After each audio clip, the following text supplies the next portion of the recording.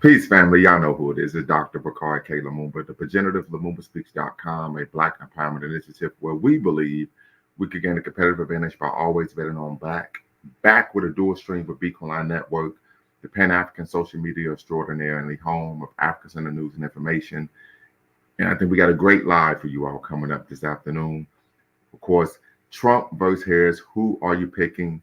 You all know that I'm a huge boxing fan. I, of course, refer to myself as a boxing aficionado. And I think this is what we would call in the boxing industry a 50-50 fight. So we're asking, who are you picking and why? Of course, part of the conversation will be, who are you voting for? So make sure you tap in, be part of the conversation this afternoon. And as you all can see, I'm, of course, repping the Ohio State University. We were able to pull it out yesterday in Happy Valley in Pennsylvania. And we both know that Ohio and Pennsylvania are one of the two key battleground states that are up for grabs in the upcoming 2024 presidential election. I believe between both states, there are 36 electoral college votes. So we definitely want to make sure that we keep a lookout for that. We see D1 Beat stated, wow, 6:30 this morning. Neither of them, Africa, the not so dark continent, love to play on words. There says none of the above. So this is the conversation I think we want to have. We know that this is a 50-50 race. No one actually knows who is going to win.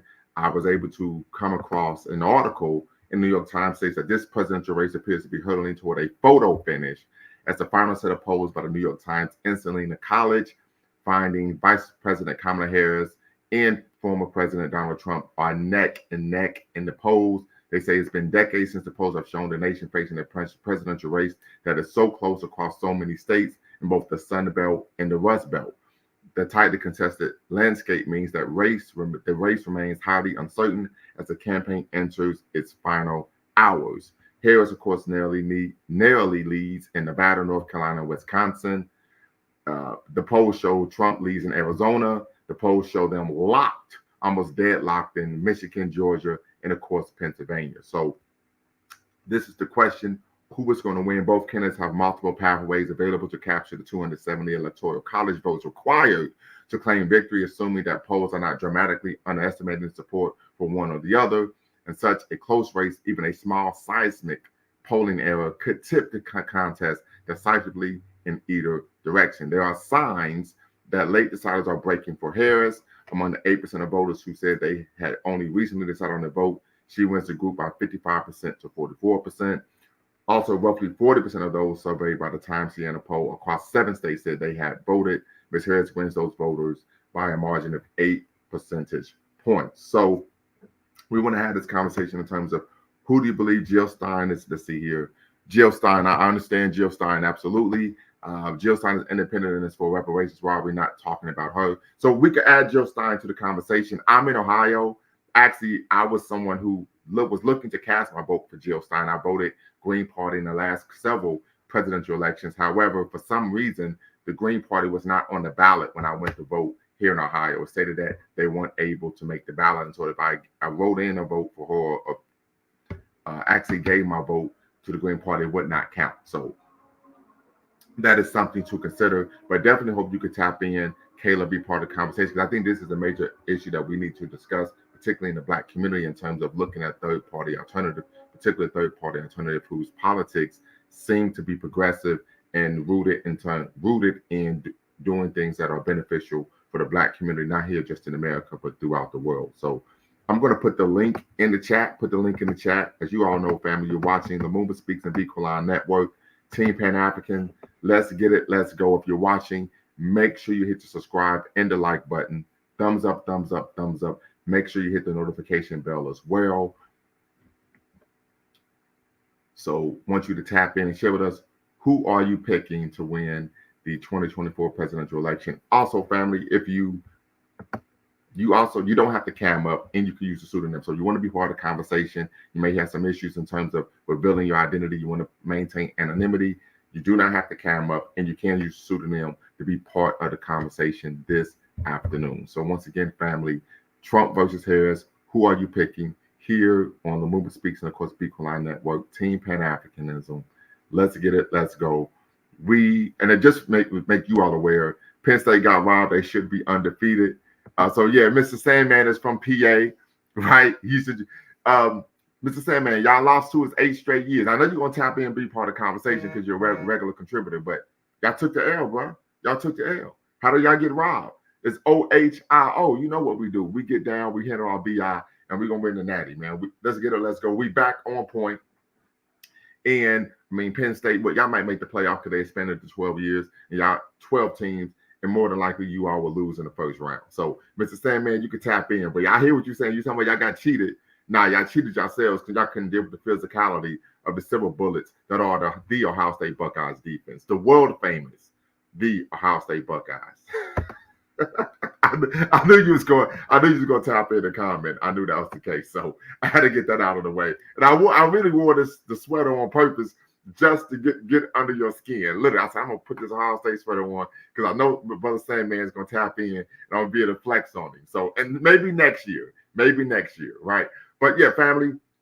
Here's another issue. I just saw this on CNN.com, where Donald Trump allegedly, I can share my screen so you all can see this as well, because I don't want you all to think that maybe I'm engaging in some type of subterfuge. But Trump apparently is laying the groundwork to dispute the election results again. So this was just published 5 o'clock this morning, 5:04 a.m. And it states that Donald Trump is reusing his 2020 playbook to basically claim the 2024 election is being stolen from him and is being joined by allies with big megaphones amplifying his falsehoods ahead of election day. Trump has made repeated false claims that Democrats are cheating in the election, and he's twisted isolated problems with voting leading up to the election, all in the effort to prime his supporters to falsely believe the election is not legitimate if he loses. This includes saying voting by non-citizens is a widespread problem. He's claimed there's no verification for overseas or military ballots. He's claimed election officials are using early voting to commit fraud. He's claimed that massive swaths of mail-in ballots are illegitimate, even as he's encouraged his supporters to use mail voting this time around. So just very quickly, before we continue to do a deeper dive in the article, it's illegal in all 50 states to vote if you're not a citizen. So that's just patently false, right? If you try to vote and you're not a citizen, that is a federal crime and you will be prosecuted. So once again, we see, unfortunately, Trump is seeking to muddle the waters here. So just read a little bit further. Most importantly, Trump has claimed that the only way Vice President Kamala Harris can win this election is by cheating. The claims are baseless.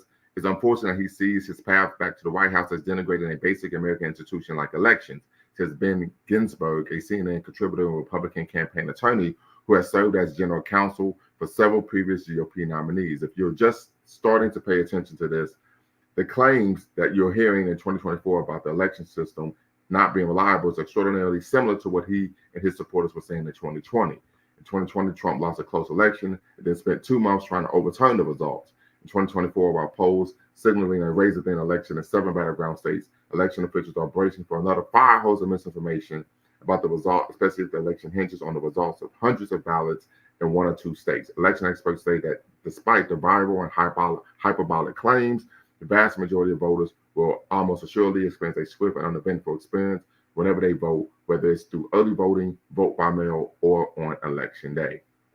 As early voting has gotten underway, many local and state officials are showing that they intend to proactively knock down falsehoods about the election that spread like wildfire on social media. Voter fraud is rare, but when it does happen, it's usually caught thanks to the layers of safeguards built into voting processes, according to nonpartisan election experts.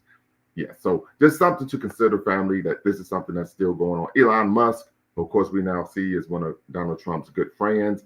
Experts say that the misinformation surrounding the presidential election is nothing new. It has changed the volume of viral claims that they're trying desperately to keep up with. Musk's 2022 acquisition of X, formerly known as Twitter, has only added fuel to the fire as he has pushed out numerous conspiracies to his 200 million followers on the site, as well as at town halls to support Trump's candidacy. Social media has been used in past elections to fuel conspiracies, including by foreign actors in 2016, but X and other social media companies have pivoted away from efforts to combat falsehoods spread on their sites. Musk's tactics have pushed election officials to go so far as to try unsuccessfully to personally convince him to stop spreading baseless claims that could mislead voters. In Michigan this past week, Secretary of State Jocelyn Benson tried to push back on a claim Musk shared about registered voters in Michigan, accusing him of spreading dangerous disinformation. Musk responded that Benson was blatantly lying to the public. Musk was latching on to claims alleging that there were more ballots cast in Michigan's early voters than there were identified voters, which the Secretary of State's office said was due to data formatting error that was corrected. While Laura Trump, the co-chair of the Republican National Committee, posted on X that her team had confirmed that this issue was due to a glitch that didn't stop others in conservative media that didn't stop others in the conservative media ecosystem from continuing to amplify claims of fraud, refusing to back down from claims of a larger conspiracy. So these are some issues to really be concerned with regarding the 2024 election. As I stated, family, I voted early. So yeah, tap in. I see Rick M says Trump, Vance, RFK, Elon, Tuski, Vivek for 2024. So tap in, be part of the conversation. The link's in the description. The link is in the chat. And let's have a conversation about who you're picking and why. And of course, who are you supporting in the upcoming 2024 presidential election. Once again, family, you do not have to use your actual name and you do not have to come up. You can use a pseudonym to be part of the conversation. So Mr. Sandman says most of Elon Musk's wealth is in the stock market. Harris wants to tax unrealized profits of the super rich. Yeah, I mean, people are taxed based on their income, their tax bracket, right? Their income bracket. So if you make more money, typically what happens is you pay more taxes. Right? That's just the reality. I've experienced that myself. So I definitely understand why someone in that position doesn't want to pay taxes. I mean, I can recall times where I looked at my paycheck and said, damn, right? But oftentimes people argue it's for the greater good, right? And we know that paying taxes is something that's been going on since the dawn of the middle. Man, you can probably go beyond the Middle Ages and even look at doing it in antiquity, right? In which societies in which individuals paid taxes, particularly to make sure that the nation had a standing army that could protect it, to defend the nation's sovereignty. So I understand the issue of paying taxes, but once again, family, tap in, be part of the conversation. You're watching Lumumba Speaks here on YouTube and Bequaline Network, the Pan-African social media extraordinaire and the home of African Center News and Information. This team, Pan-African, let's get it, let's go. And we're discussing Trump versus Harris. Who are you picking for the 2024 presidential election? The posters, the individuals that seek to predict elections are arguing that this is an election that is going to go down to the wire. They believe that it is a coin flip, 50-50. The prognosticators are looking at this and saying this should be one of the closest presidential races in the history of the United States. And so we want to ask the question, who are you picking? Right? So make sure you tap in, family, be part of the conversation. Once again, if you want to maintain your anonymity, you do not have to cam up, keyword, you do not have to cam up, and you do not, keyword, you do not have to use your actual name to tap in, be part of the conversation. So the link is in the description. The link is in the chat. You're watching once again a dual stream here on YouTube, LumumbaSpeaks.com, Black Empowerment Initiative, where we believe we can gain a competitive advantage, but always better known Black. And then, of course, Bequaline Network, the Pan-African social media extraordinaire, the home of African Center News and Information.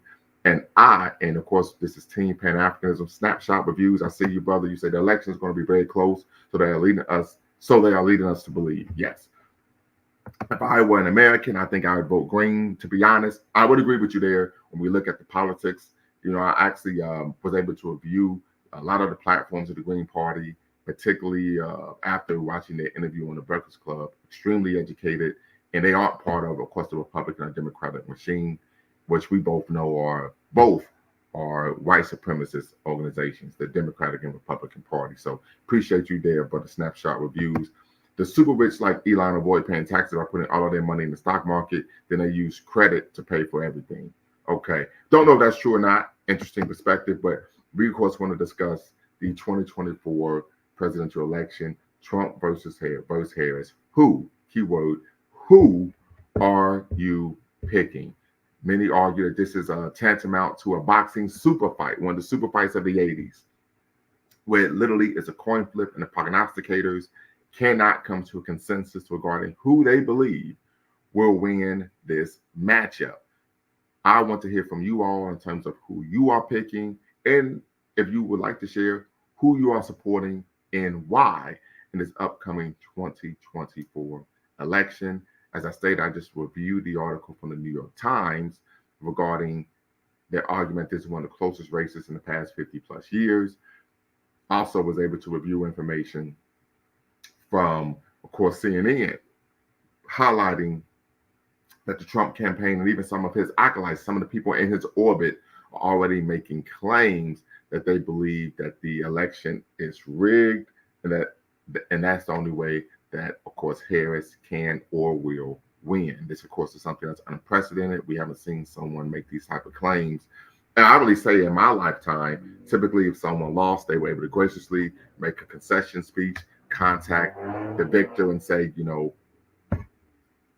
great campaign, great race, so on and so forth. So let's see what Snapshot Review says here. What is your opinion on voting third party? A lot of Americans see it as a waste of vote. What do you think? I don't see it as a waste of vote. You're supposed to vote typically, and I would say an educated electorate should vote based on whatever candidate is willing to create policies that are beneficial to their community. I would argue, as a Black person, a person of color, a Black person, particularly as an African living in America, that it's the Green Party. Many people may be unaware, but at one point there was more than just the Republican and Democratic Party. There was also a third party called the Whig, right? So we've seen this, but I think part of the issue is a lot of our people are on a Democratic and Republican machine, and they aren't willing to look outside of that binary political apparatus. But I hope that answers your question. So once again, family, tap in, be part of the conversation. Trump versus Harris. Who are you picking? You're watching Lumumba Speaks and Beacon Line Network here on YouTube. Team Pan-Africanism. Let's get it. Let's go. And Mr. Sandman, I know you ducking that smoke, but you got to tap in and deal with the fact that we gave you our work in the Happy Valley once again. And I want some money on the game because I'm always a betting man. So tap in and let me know how you believe, and this will be a side conversation, family, very briefly, but Mr. Sandman is from PA, how you believe that you all were cheated. Because I think we just hit you on the mouth. Y'all wasn't able to handle it. I think you couldn't handle us in the trenches, offensive line and defensive line. In fact, we got the ball back with LMA. I'm going to bring you in 1 second. We got the ball back on the 1 yard line, and we ran the ball the rest of the game. It just ran out the clock. So you knew we were going to run the ball, and you still couldn't stop it. So you're going to need to tell me how you all were cheated. Brother LMA, what's the word? Hey, brother, can you hear me okay? I can hear you just fine. Yeah, man. This gonna be a wild election. Not looking forward to it because I feel like no matter who wins, Black people lose. And it's funny, like if Kamala doesn't get it, hold on. Very quickly, brother. You made a point that I want you to really, harp on. You said no matter who wins, Black people lose. Why do you take that position? Well, for one, if Trump wins, I don't think I need to elaborate on, the type of people he has around him and, his rhetoric. I don't think we need to argue that. I feel like with Kamala, I feel like it's going to be, kind of like the same thing happened before, like when it's election time, they're all Black men, Black women, we need you. And then when it's all said and done, you know, they just go off and do their own thing. It's almost like, what was I thinking of? How Barack Obama got up in there. And, I don't know if you've been watching the news lately with like Tavis Smiley and how Tavis Smiley, back in the day, Tavis Smiley and what's the gentleman's name? I can't think of his name. He got the Afro, Salt and Pepper Afro. Who both those guys took Obama to task back in the day. It was Tavis Smiley and Cornel West. Cornel West. Yeah. And, they were raised, and like I said, we all owe them an apology, because at the time they were trying to say, hey, don't come up here, run on Blackness, and then get up here and not do anything specifically for Black people. And I was hoping Black people would learn that lesson with Obama like, hey, we need to make sure that whoever gets up in there is going to do something. If not, I mean, what's the word? I'm going to dress it up a bit, but you got to do something for Black people, having a Black agenda. And I don't think Kamala's going to do that. I think Kamala's going to get up in there. She's going to do. She's going to be Barack Obama Part 2. She's going to give some, some blink and you miss it policies that may on the periphery help Black people, but I don't think it's going to be that term, blink and you'll miss it. Okay. Yeah, I got that from someone else. I can't No steal problem. it, can't steal it, but I got it from someone else. But yeah, so I think that it's kind of like, hold on one second. I think that I just think that she's not going to be the person that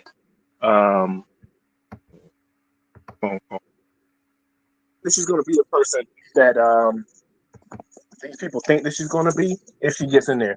But I do have a sneaking suspicion that Trump's going to get it, and when he gets in there, I don't even know. Like we are definitely in uncharted territories.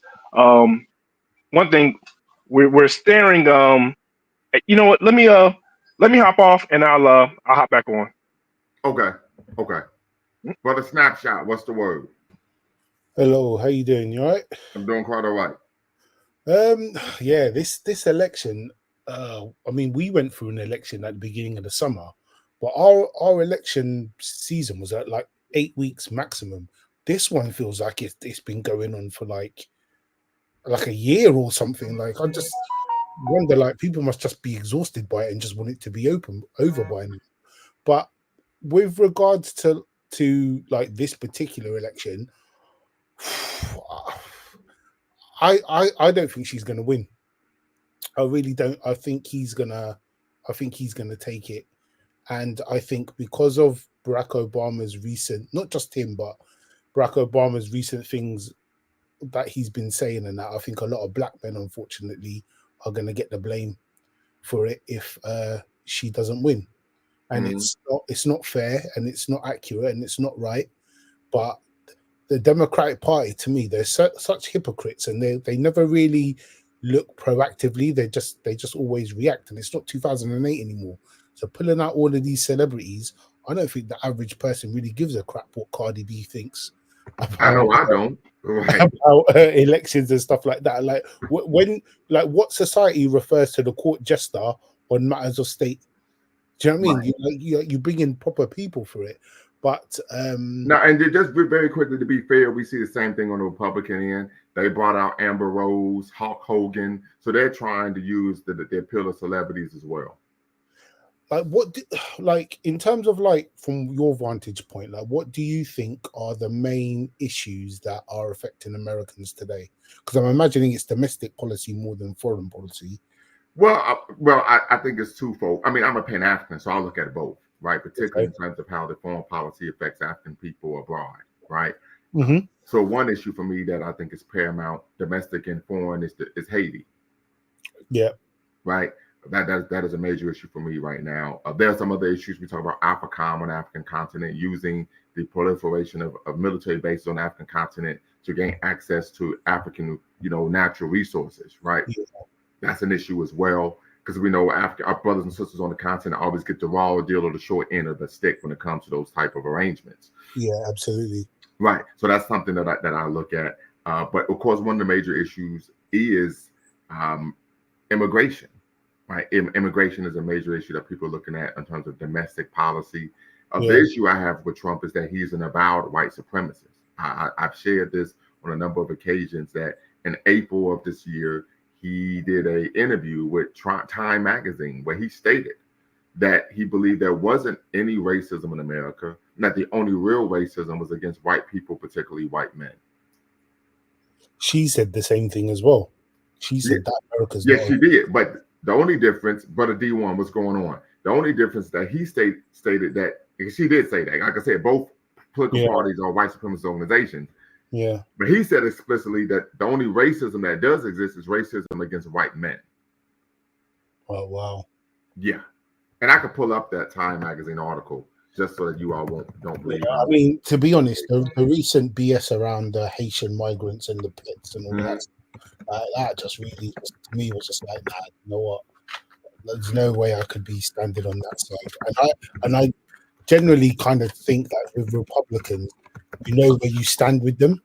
Like, do you know what I mean? Like, you know, whether with the Democrats, they pretend to be, they seem to pretend to be friendly, but when you actually look at the policies and the laws and the stuff that they push, yeah, they're not really for. I don't really think they're for black people. Yeah, but One Titan says yes. Lil Wayne said that too. Rich people feel yes, absolutely, Lil Wayne. But I think part of it just Lil Wayne is just absolutely an idiot. So that I think that plays a role as well. But once again, you could tap in as well, One Titans, and Rick M. You could tap in as well. So hold on, let me share this, family. I want to make sure that you all can see this because I always stand on business. You know, I always want to have receipts, right, when I make a claim, so people don't think that I'm just, you know, engaging in hyperbole. So as you can see here, this is Donald Trump, Time Magazine exclusive. Trump says anti-white feeling is a problem in the U.S. This, of course, was written April 30th, 2024. And he said, if you look at the Biden administration, they're sort of against anybody depending on certain views. Trump tells Time in an interview when asked about his supporters who believe anti-white racism now represents a greater problem than anti-black racism. They're against Catholics. They're against a lot of different people. I think there's a definite anti-white feeling in this country, and that can't be allowed. Let me get to the point where he really echoes this. So Trump has vowed less taxes and fines against schools he sees as too woke, right? He also signals support for dozens of bills targeting diversity, equity, and inclusion policies in higher education that have been filled in state houses across the country. Trump, in large parts of the Republican base, have also attacked critical race theory, an academic framework that explores how aspects of society perpetuate systemic racism, and work to erase such coursework from curricula around the country. Polling data conducted by YouGov in December found that Republicans were more likely to say that white people face a great deal of discrimination compared to Black or Arab Americans. Republicans are also more likely, according to the poll, to say that hate crimes against white people were a very serious problem, that they were to say the same of Black or Arab Americans. Anti-Black hate crime was the most common category in the FBI register of reported hate crime in 2022. It was more than three times more common than anti-white hate crime. Trump also repeatedly claimed to be a target of anti-white discrimination. At rallies and on race social media, he regularly labels Black prosecutors investigating him as racist, and that's called the Black Lives Matter movement, a symbol of hate. So as you can see there, family, I just want to make sure I shared that with you all so you all could see that I was not, of course, engaging in subterfuge or... I remember seeing a while ago that there was a website that recorded all of the hate crime statistics, like which groups report it and stuff like that. But I don't remember seeing white men on there or anything like that. But that was a while ago. Well, and that is actually a constant trope amongst white nationalists. They claim that they are actually the victims of discrimination because they can't engage in the type of predatory behavior that historically they were able to engage in this country. You find this amongst particularly the Aryan Brotherhood and numerous other white nationalist organizations, that they state that they're actually the victims of discrimination because they actually are being held accountable per the law. Right. And this is why I say a lot of people out there don't actually really understand what racism is. Racism is more than just calling someone a bad name or making someone feel a certain way because of what you say. It's backed up by systems and processes and things that actually enforce discrimination and prejudice. Yes, and that's one of the core aspects of critical race theory. I actually was able to co-teach a class on critical race theory at the Ohio State University. Once again, Brother Sandman, the Ohio State University. Yeah, I'm at work right now. I just wanted to poke my head in right quick. Okay, real quick. And one of the core tenets of critical race theory is that racism is not an anomaly, it's ordinary, and that's based on what the law actually supports and has fomented anti-Black racism or racism in general in America for centuries. Brother Sandman, go right ahead because you said you're at work. Yeah, I appreciate it. Thank you. Yeah, man, that was a fumble. That was not a incompletion. What? Okay, I got Yeah, you. I that fumble would have changed the whole well. I mean, complexion of that all I know game. is this. All I know is the offense put up 6 points in the game, 2 field goals, and you all had the ball at the 1 yard line. And y'all had 4 cracks at it and couldn't get the ball in the end zone. Well, I think a second loss by Ohio State would have disqualified them from the playoffs, and the networks couldn't have that, so they had to give them the game Give just them so the they could game. stay in So contention. why didn't your guy just catch the? Why didn't your guy at the end of the first half catch the ball rather than tipping it and allowing a cornerback to intercept it? Hey man, I'm not saying that Penn State got better talent than Ohio State. Of course, Ohio State got better recruits and stuff, more 5-star recruits, but Penn State is a better football team this year. So you're saying Penn State was the better team? Yeah, they the better football team. Well, you proved that you're the better team by winning the game. Yeah, that's right. That's right. Right. So once again, brother, I just want to say the world famous Ohio State Buckeyes. Yeah, y'all living on that. Y'all living on what y'all did in yesteryear instead of earning it this year. Well, No. no. We're standing on business because we didn't beat y'all 8 straight years. We beat y'all 8 years in a row. 8. Well, of course. But So that ain't living on yesteryear. That's living on the here and now. That means we standing on business. And every time I get it. You know, little brother's gonna do little brother things. What can I say? No. Little brother's gonna do little brother things. We all know Sandusky messed up the Penn State recruiting, then they can't get any of the top recruits in the nation. Well, and that's not Michigan our and fault. Ohio State took all the top recruits. Maybe you all should not provide cover and protection for pedophiles. Yeah, you're right. But hey, now we rebounding. Paterno, he passed away. You know what I mean? He's still the legend, Paterno. But about the election, right? Yeah. So the reason why I brought up the Elon Musk thing is because, all right, so I was wondering why would Elon Musk support, the Republicans when, it's the Democrats or the left-wing people that are the ones that are the biggest proponents of like electrical vehicles and renewable energy, and they're the ones that are mainly the ones that's purchasing all of his vehicles. Is the left-wing people, so why would he support Trump? And then I started to think about it. Then I heard about Harris is talking about capital gains taxes.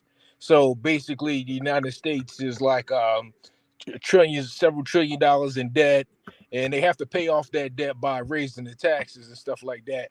So what Trump's bright idea is, instead of raising the taxes on the wealthy, he wants to raise the tax on the middle class, and also and induce tariffs to bring in more money for the country as well.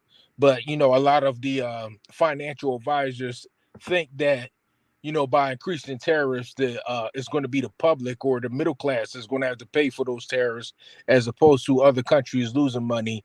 And then Harris and her and the Democrats, they want to increase the revenue that the federal government gets by raising the taxes on the wealthy, by taking their unrealized gains that they, because like I believe like that guy what's his name, the other stock investor, he's I forgot, he was like the second or the third richest man in the world, Warren Buffett. Yeah. Okay.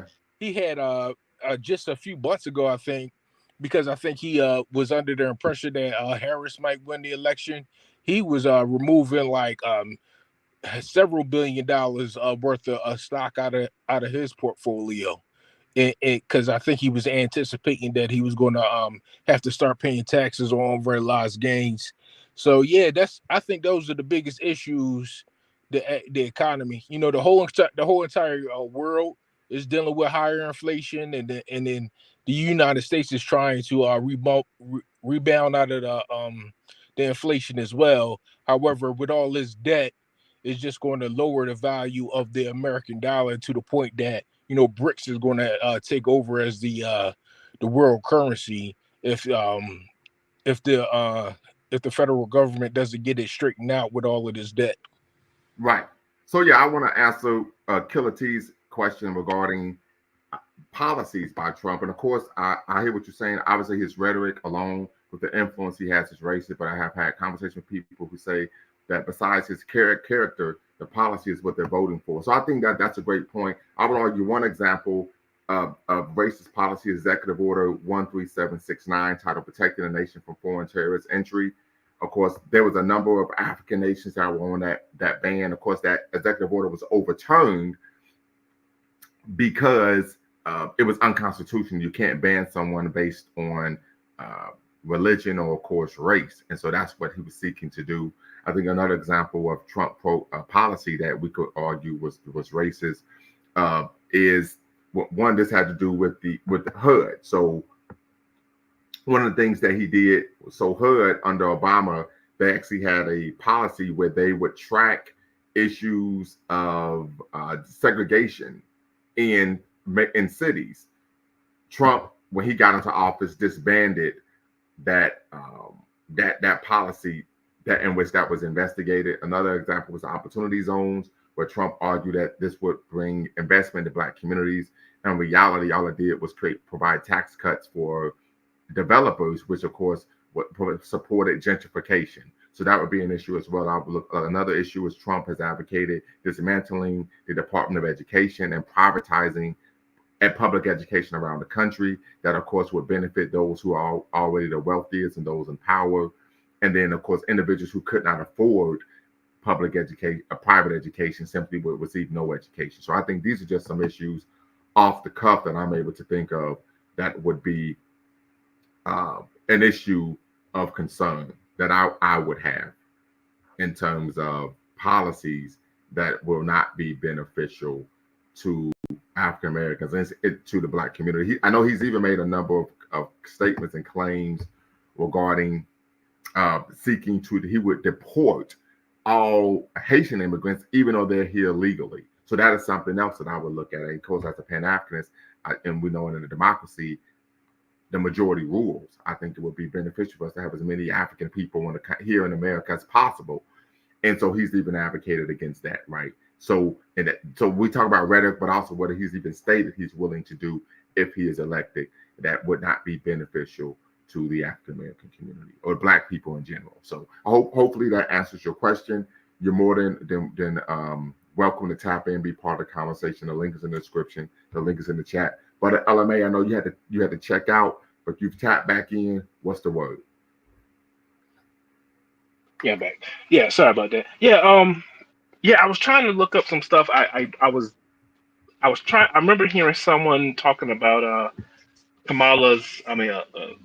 VP Harris's her donor list, and one of my issues that I kind of have, like I said, it's just more or less with the Democrats and Republicans. I think that with Trump is like an aberration, but it's kind of like, for me, it's like the business as usual, right? Like before Trump came along, everyone kind of knew that our politics were corrupt, that they were kind of fake, they were phony. That I'm saying that we knew that they were only what's what I'm looking for, looking out for the best interests of their donor class, like saying the elite millionaires and billionaires, right?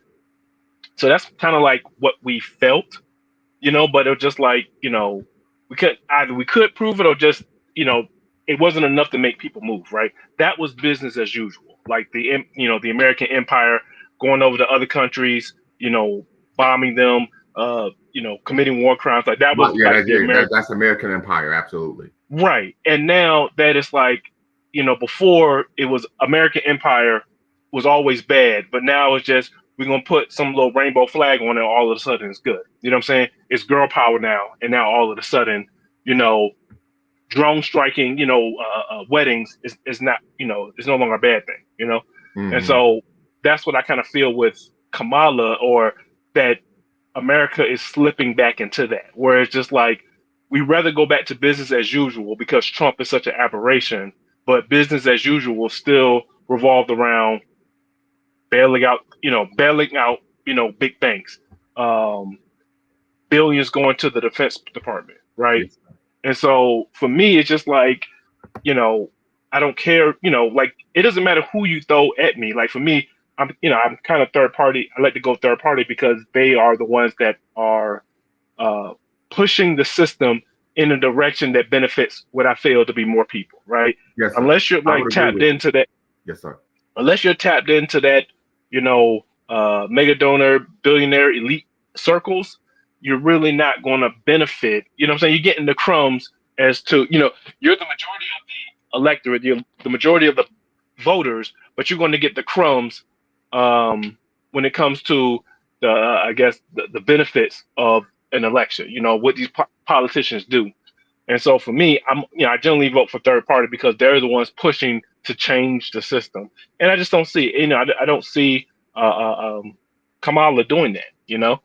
And And I understand. Very, very quickly, 1 second, LMA. Tyler Reed, I need you to cam up in queue. That way I can make sure that you're not trolling, and then I will be able to bring you into live. So I need you to cam up in queue, and then I'll be able to bring you into the live, and you can turn your camera off. So just want to make sure you do that. Cam up in queue, turn your camera on, and then you can turn it off, and you can come into the live. Go ahead, brother LMA. I'm sorry. Yeah, but on another note, I think it's gonna be funny because if Kamala doesn't win, man, black men, we're gonna catch hell for this one. And it's so funny to me that white women will vote for Trump at 40%, 50%, whatever. We vote for him at like 15%, and like we are like literally the boogeyman that's going to be, the end of democracy. It's going to be funny. I kind of look forward to it. But okay, all right. I see you, Tyler. And so I see NWKNKW says they will use Kamala as a black face to ignore the black community like never before. Well, I think that they're ignoring the black community, period. So when we go back to this concept of Trump's policies that we could view as racist, right? Trump, when he was in office, asked Congress to cut funding from the Legal Services Corporation, a nonprofit that supports legal aid programs across the United States, whose client demographic is predominantly people of color. So that would be an issue, right? Trump asked the Civil Rights Division of the Department of Justice to eliminate 121 staff positions, right? So these are issues, of course, that are an issue to us because we know we typically are on the negative end of abuses by individuals in positions of power, right? Particularly police, municipalities, etc. And so seeking to cut, of course, funding, that would be even cut jobs, that would be an issue in which there won't be individuals present to not only investigate these claims, but even substantiate them. So these are issues, of course, of concern when we talk about the Trump administration. Another issue I would look at, we talk about the U.S. Environmental Policies Agency's Office of Environmental Justice, which protects low-income communities and communities of color from environmental hazards such as toxic waste and air pollution. So we're talking about environmental racism here. The Trump administration wants to eliminate the entire office, jeopardizing the health and safety of countless, of course, Americans of color, right? So we know Black people more than anyone else experience environmental racism. Trump wants to eliminate the entire office, right? So these are issues in terms of policy issues. Trump administration decided to repeal the Clean Power Plan, which was designed to reduce pollution and improve public health. This action directly affects people of color, since according to the EPA, they are more likely to live near pollution-emitting power plants, making them more susceptible to dangerous health disorders such as asthma and cardiovascular disease. Right? So there are a number of issues when we talk about criminal justice. Trump reversing an Obama-era executive order that placed common sense training and supervision requirements on local law enforcement when they apply to obtain surplus weapons and equipment from federal agencies. Right? Attorney General Jeff Sessions overturned the so-called smart on crime approaches to criminal justice by directing prosecutors to pursue the harshest drug sentences possible without consideration of an individual's role in a drug conspiracy. Right? So there are a number of issues that we can look at in terms of policies that are detrimental to the African community here in America. Philly Yard Vibe says you are right. Obama got away by being a black face of the empire and was able to destroy Libya without any pushback. Absolutely 100%. And I recall Obama getting on national television. There was a national address, September 2011, and lying to the American people regarding why they were invading Libya. And I said, I'm done with this guy. I said, I don't want to hear it anymore. And I would argue you're absolutely right. you putting a black face on empire. That way you can't cry racism. Samuel Yet in his book, the issue of black survival, something like The Choice, the issue of black survivals. He talks about that issue, that was one of the things that moving forward America would do, was use a black face as the face of American empire. So hopefully you can tap in as well. Philly Yard vibes. LMA and Snapshot reviews, what are your thoughts? When people say that Trump went and got extra funding for, or permanent funding for HBCUs, was that bullshit, or was that? Well, actually, no, they didn't get Every more president funding. does that. It was just the same amount.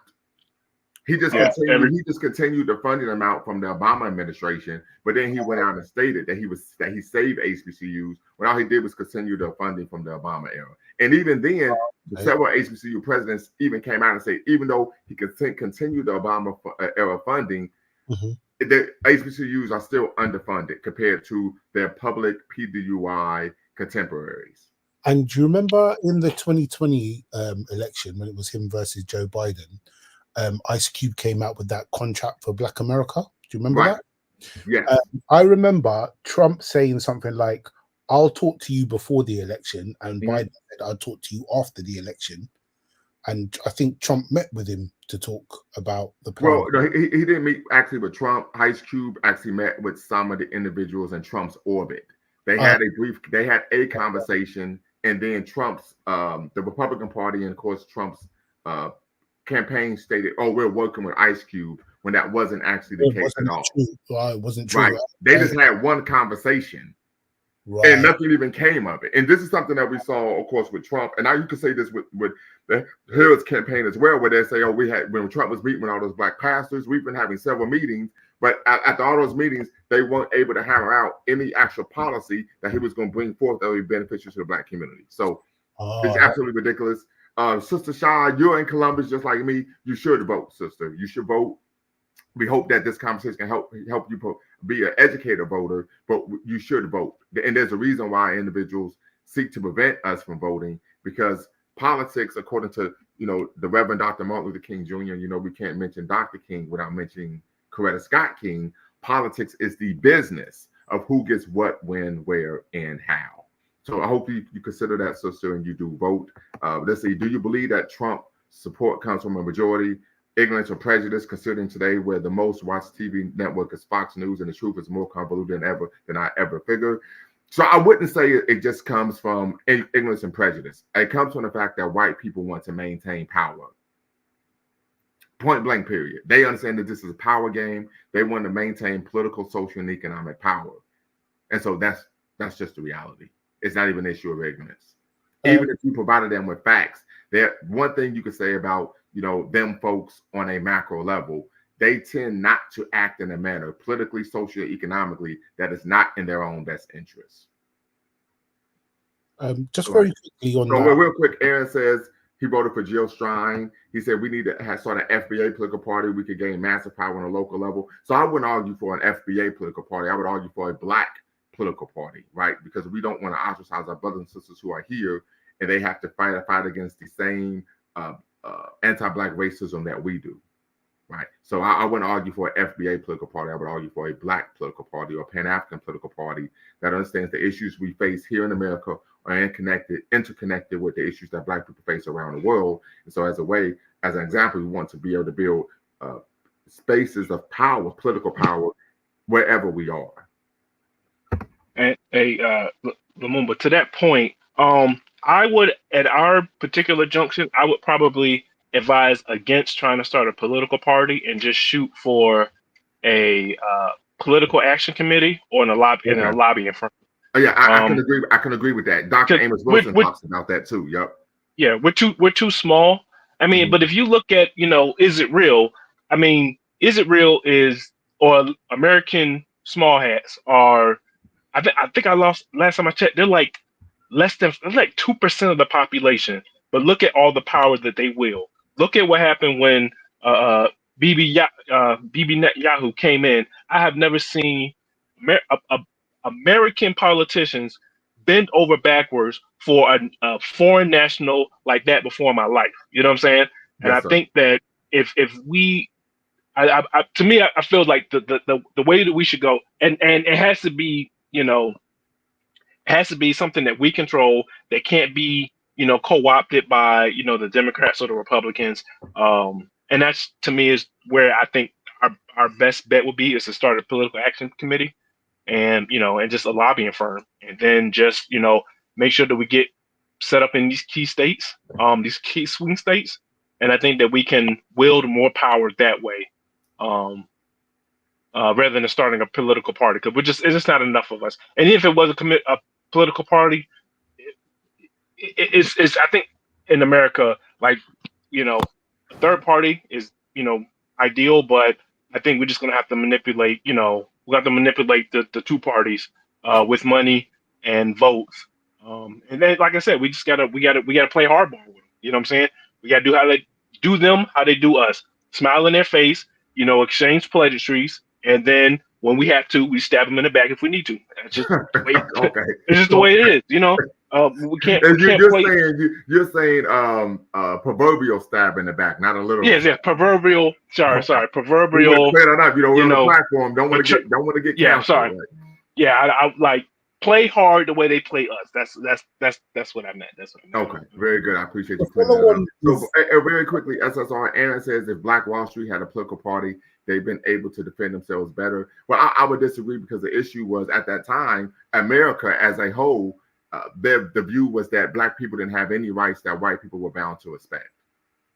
Right, so it was Black people had political parties, they had political organizations, and of course, we're talking about doing the nadir race relations, right, which is post-Reconstruction after the Compromise of 1877, where Black people, anti-Black racism in America was at its zenith. So Black people had no rights wherever we were, and so I would argue that went far beyond political party. In fact, there were numerous political cartoons at the time that argued that the law of the land in America, particularly in terms of how it dealt with Black people, was mob rule. Right, Black people would just form mobs and just start attacking. White people start forming mobs, attack Black people, and we had no recourse. Oftentimes, the police not only were aiding and abetting the individuals, oftentimes the police even joined in. So that's something to, of course, consider. There were even times where, of course, Black people tried to even vote, and they were turned away. Oftentimes, they had grandfather clauses, poll taxes, all types of issues, and then more often they even use violence to prevent people from voting. So at that time, you couldn't even form a political party because even trying to vote was an issue in which you were putting your life in your own hands. But the SSR, go right ahead. Yeah, just to follow with what LMA just said, which I thought was a really good idea. Instead of forming a political party, you guys form sort of like I don't know what the exact word to use, but almost like a committee with a plan. Do you think political action committee? Yeah, that's right, political action committee. Do you think the information that was put into that contract for Black America could serve as something that people use as a reference point, or were the policies in it good? Because I don't hear anyone talking about it. So I was yeah. A lot of people, a lot of people argue. Oh, go ahead. I'm sorry, LMA. He asked you that question. No, I was going to say that. I mean, it was garden variety. There have been, because Ice Cube. I give him props for what he tried to do. I don't think he was the person to do it. He did say that he, got with a lot of scholars and academics or whatever. But there have been other people. I mean, there's been lots of policy analysts who have proposed policies that we can, there's literally hundreds of policies that we can grab that would, be 10 times better than what Ice Cube put together. So I'm not down in the gap, but we have different, there's different programs that we can use that can provide a framework for, like I said, a blueprint or a list of agendas that we want to, a list of political agendas. So we have plenty to choose from. We just need to make sure that the political action committee, that's basically like the super PACs. Basically, we all pull our money together, and then they go out there and they just start funding campaigns, putting money in people's pockets and stuff like that.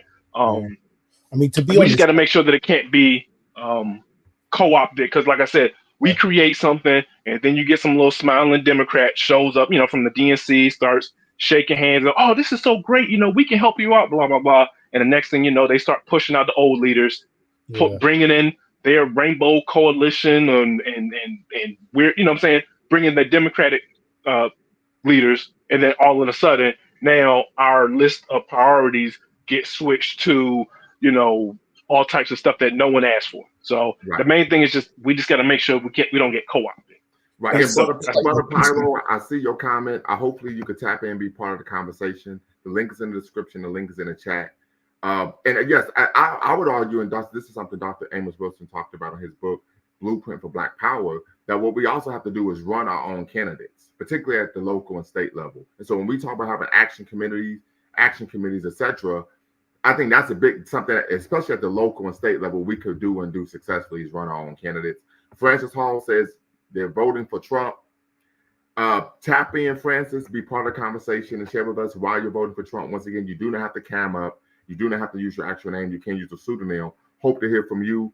Aaron, you say you totally disagree with Pyro. Tap in, be part of the conversation. The link's in the description. The link's in the chat. And we want to hear from you regarding why you disagree. We want to have a robust conversation. And the best way to have a conversation that's stimulating and helps us grow personally and, of course, intellectually is to have people who push back and disagree with you respectfully. So hopefully you could be part of the conversation.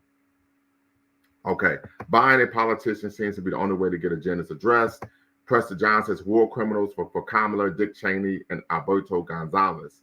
Right. And we also know Trump stated that what he wanted to have generals like Hitler had. Right. But what he didn't know was that Hitler's generals also tried to assassinate him, delete him, because they felt that he was making them lose the war. So there's a lot to unpack here. This is a great conversation. You're watching, of course, LumumbaSpeaks.com and Beatqualine Network on YouTube. Make sure you hit the subscribe and like button. Thumbs up, thumbs up, thumbs up. Hit that notification bell for future videos as well. SSR, go right ahead. Yeah, I was just saying, like, from what I can see, it just seems like in the States, buying a politician or funding their campaign or whatever seems to be the only way you get any kind of like policies addressed and things like that. And if it was anywhere else in the world, they'd accuse them of being corrupt, but for somehow it's not corrupt in the States. But I don't know, man. It's just without money, I just don't know how America to me seems to be a very hyper capitalist society, and without having that money behind to pay for your own politicians to do, because the minute they take your money, they're in your pocket. You got to play the game like the way that other groups are playing it, and I just don't see any other way to do it in that system, really. And if you can't do that, then you can't get anything else done. It doesn't seem. I know I'm looking at it from an outsider's perspective, but I just don't see any other way of doing it. Yeah, and to that point, if you go online, and there's a website called opensecrets.org, and it's literally a list of all of the organizations, all of the companies, all of the individuals, and the amount of money that they donate to politicians all over the place. And you will see, like, you know, Lockheed Martin, which is the defense contractor here in America, you know, donated X amount of $1 million. APAC, that's the American Israeli Political Action Affairs Committee, something like that. You know, they'll toss in, you know, $1 million to this candidate. So you'll see how much money that these guys are, being sent, and it's kind of, depressing, but that's just the way America is, and you're just not going to get around it. And back to what Prester said in the comments about Dick Cheney supporting Kamala Harris. I mean, at some point, that should have gave all, these Democrats that, say that they have these progressive and liberal policy, liberal values, that should give you pause when pretty much the architect of the Iraq and the Afghanistan war is, and his daughter is endorsing your candidate. At some point, that should give you pause and make you think, like, damn, am I on the right track when a war criminal is sitting up here, pumping his fist for my candidate? You know what I'm saying? Me and a war criminal. Like, I can imagine someone back in there. You remember those guys, Code Pink, the anti-war protesters back in the day, Lumumba? Actually, I don't. So back when, so this has been like the Afghan and Iraq war, right? So we had all those anti-war protesters, and like one of the things that Code Pink got criticized for is that they were the hardest. You know, they were out there every month, every week, you know, protesting, marching about the end of the Iraq war, and then all of a sudden Barack Obama gets elected, and then they just completely disappear. You know what I'm saying? Mm. And I was just saying that it's just kind of like funny how American politics work. How like when the red team does it, it's bad, but then when the blue team does it, it's good, and vice versa. Like Mhm. I can imagine woman, what I'm saying, some middle age or some Karen who was out there with Cold Pink in 2007, all of a sudden, happy that Dick Cheney is, endorsing Kamala. Like it just like I said, It this doesn't whole make thing any is like sense. Yeah, doesn't make any sense. yeah, it's yeah, the fickleness of American politics. It's going to be like you said, how people they what's what I'm looking for? They study the fall of Rome, the fall of Greece, the fall of the Ottoman Empire. They're going to look back on this and they're going to be like, man, what were y'all thinking? Right. you know. Absolutely. So very quickly, Francis Hall says, "Snapshot, you sound like you're from the UK. Congrats on the election of Kemma B." So very quickly, family, and I should have went over the ground rules from the get-go. As you know, diversity of thought is welcome here. Lumumba Speaks. We don't care if you're on the left, you're on the right, or you're right down the middle. You could come here and be part of the conversation. Number two, no racial epithets are allowed. No epithets of any kind are allowed. This is a space of Black empowerment. So we believe, of course, in the three ends of Black power: self-respect, self-defense, and self-determination. First and foremost, we need to respect ourselves as African people. Number three, facts over feelings. And this really gets to Francis' comment that we want to make sure that you attack the argument and not the person, right? So if you disagree with someone's position, you attack the position, the argument the person is making, not the person himself. And of course, last but not least, no fundamentally false statements. So what do I mean by that? And you could be a person who believes that LeBron James is the greatest basketball player ever, that he's better than Michael Jeffrey Jordan. But if you were to make the statement that Michael Jordan only won 2 championships, that is a statement that's patently false, fundamentally false. And of course, I will have to interject. And the reason why that is done is because it's my platform, and the information that's disseminated on my platform is a reflection of myself.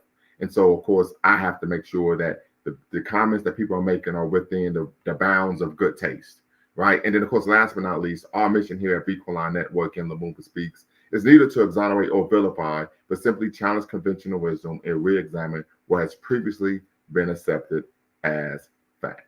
So with that being said, I appreciate you all taking time, allowing me to share that information. But we could get right back to the conversation.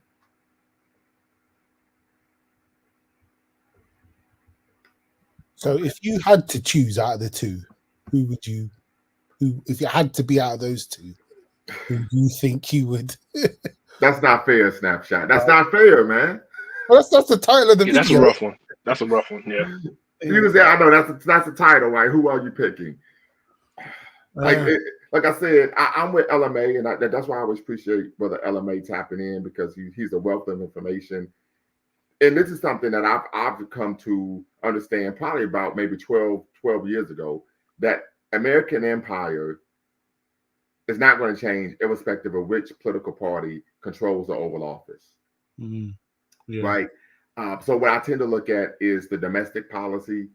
And what I will say is I look at a couple of things. I'll argue that, and I've made this argument ad nauseum, that Trump's administration for 2016 to 2024, 2017 to 2021 was a dumpster fire, right? There was numerous times where he hired people and then they quit or were fired within a week or two, right? So obviously they're not vetting people well. There were a number of individuals in his orbit and there were even members of his administration that were tried and convicted of federal crimes. So you can argue this is someone who knowingly associates with people who are miscreants. And then, of course, I look at the policies that he engaged in that, of course, were detrimental to the Black community. There's no way that I can vote for him. Mm-hmm. I'm not enthusiastic about Kamala Harris either, but I would at least I think I would be willing to give her a shot based on the fact that when Trump was in office, he had 4 years and he did substantially nothing to actually benefit the Black community. And actually, he engaged in numerous levels of legislative retrenchment against Black people. Okay. Yeah, I mean, and like I said, it's a tough one for me too, because like on principle, I really don't want to vote for VP Harris. But at the same time, it's just like, it'll, and I can understand the argument, or at least for me, like my frustration is when I see people trying to tell me that, Kamala's the greatest thing since sliced bread. I'm like, no, she's not. But No. if you were just to tell me that, hey, I'd rather have her than have Trump, I can at least understand and respect that argument. One guy said, like, I would rather have. But listen, but we understand it begrudgingly, though. I mean, seriously. Yeah. Yeah. But, one guy was, I forgot the guy's name, but he's on like, he's one of the panelists on the Roland Martin's show. He's talking about like, I'd rather just pick my enemy. Like, I feel that it's easier for me to deal with Kamala Harris than it would be for me to deal with Trump. Like, he feels like there's something we could put at least some type of political pressure on Kamala than we can Trump, because we've seen how Trump operates. He just kind of does his own thing. Like he's, but for me, it's just kind of like, I feel like there's one journalist, Brianna Joy Gray. I'm not sure if you heard of her. Yeah, but she brings up a good. Say again. I've heard of her. Yeah, but she brings up a good point. She's just like, oh, look, at some point, you're gonna have to put your foot down, and these people playing in your faces. Like, to me, it feels like I'm playing a game of chicken, right? Where it's just like, I'm not a liberal, I'm not even a registered Democrat, but I voted, Democrat the last election, and it's like, if you want them to change their opinion, to change their behavior, at some point they're gonna have to feel some pain, and we're gonna have to feel some pain. So it's almost like we're playing a game of chicken, right? Because if we vote them in, then the genocide is going to continue. The conflict in Eastern Europe is going to continue. So just like at some point, they're going to have to. We're going to have to make them feel some pain, but we're going to feel some pain too. You know what I'm saying? So it's almost like I said, it's a nasty game of chicken to me. Like it's almost like the proverbial woman who's dealing with like the deadbeat. He keeps cheating on her, he keeps on mistreating her, but she keeps on taking him back, right? So if she wants to change his behavior, at some point she's going to have to put her foot down and say like, no, you can't come back. No, I'm not taking you back. Yada yada yada. So to me, I feel like that's like the trick bag that we're in. You know what I'm saying? Do we let the orange man, the crazy, this unhinged, sociopath get back in the office, or do we get the more polished sociopath in the office? Which one do we pick? See, I think the Democrats will just double down, because look at like what Obama said recently. He hasn't come out and apologized for what he said, or the way he was talking down to like those black men. He's just doubled down on it.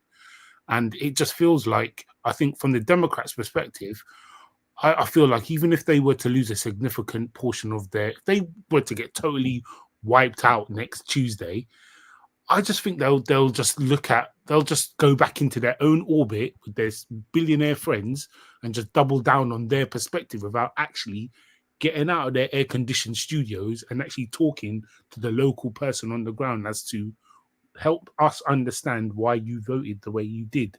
Because they always seem to come with a strategy of giving people something to vote against, not something to vote for.